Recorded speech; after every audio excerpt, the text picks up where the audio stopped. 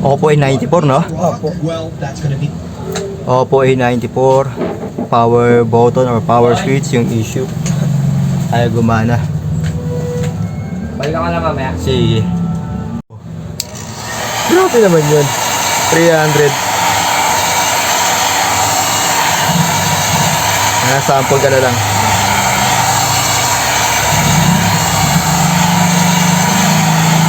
Mahal na nga kaya puhunan yun. Charging board pa lang. Mahal.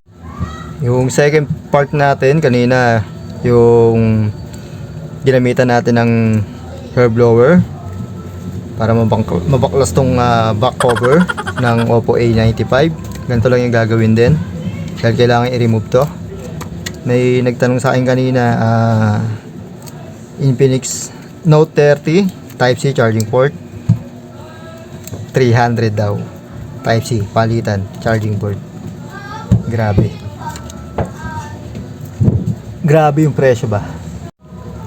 Yung back cover, using to ng ating DIY plastic spalier, saka yung tempered glass na cover niya, ilang ginamit natin para baklasin yung back cover. Ilan yung gagawin ninyo.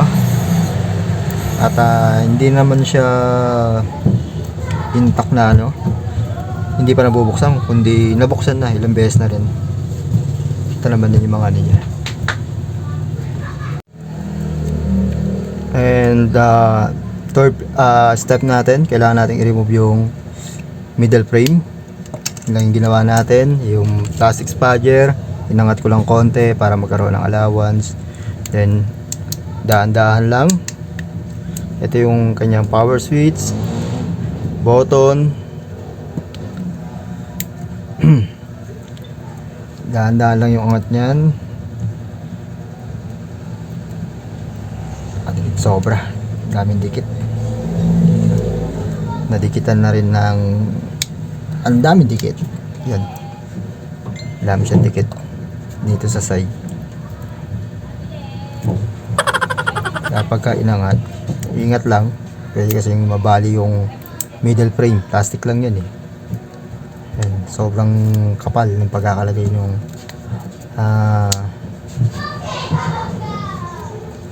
B7000 multipurpose glue. Yun ang problema sa kanya. Pakita ko na lang kung paano baklasin. And sobra, daming dikit talaga. Ito yung power switch nya, kung bakit hindi siya gumagana. Check natin yung power switch nya.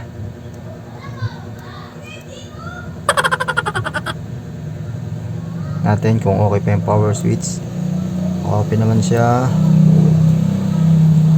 Sin, diyan natin konti dito.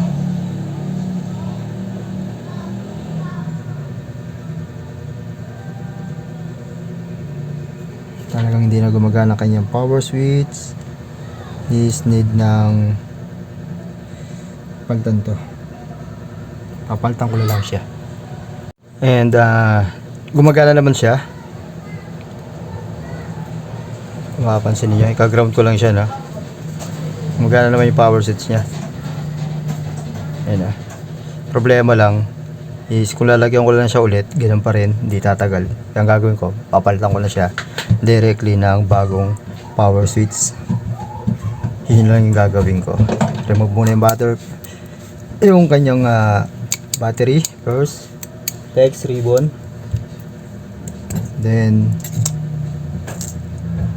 dahan-dahan lang natin i-remove tong antenna switch nya or so yung kanyang para mas safe gagawin natin mabibilis, madadaliin yung trabaho. Chill lang tayo mag-repair para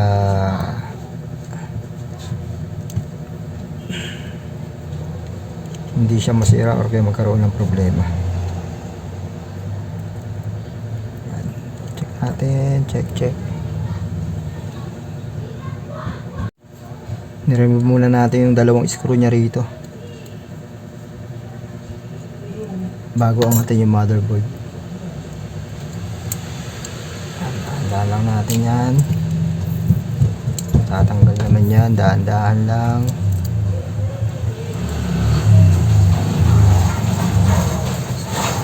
And i-remove ko rin yung battery niya. Ay, hindi na. Ito pala i-remove yung battery. Ito, power flex. Ang sekreto ng lower thinner para mas mabilis baklasin yung kanyang power switch, dahil madikit din yan. Minsan dito nagkakatalo eh, nagpupunit pagka binabaklas. Kaya kailangan maingat lang dahil medyo malipis lang tong power flex ribbon ng Oppo A94. Lalagyan ko rin yan para mas safe tayo, mas madali siyang baklasin. LRT na rin yung ginagamit ko mga bossing, sa mga followers natin at subscribers natin. At kung gaano naman katagal baklasin, medyo matagal po yan at gawin. Hindi po natin madaliin yan dahil ayaw natin ng paspasang trabaho. Pwede kasing madisgrasya o kaya mapunit. Kung gusto mo na mabilisan, bibili ka na lang one set nito ng power flex. Wala nang repair yun. Ang repair lang doon is yung pagbaklas nito at yung siyempre yung pag-install nung power flex.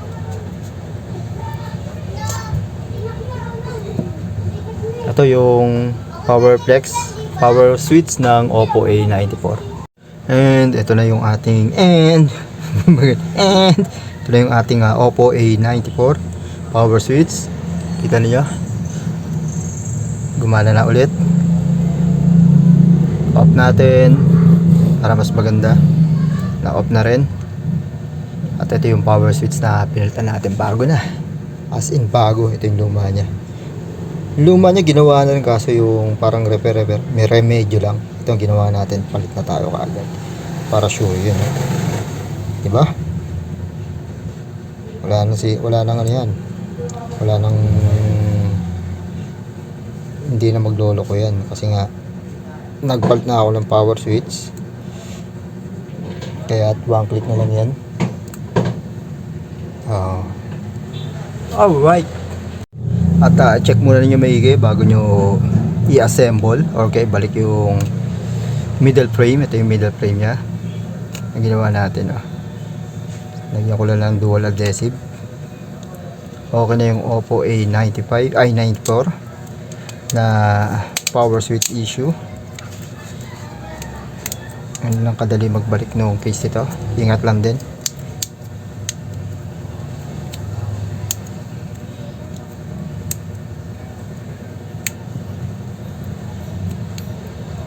Open natin, kaso sira na yung ano niya ito, ano bang tawag ito, yung button. Kailangan pala ayusin din yung button niya.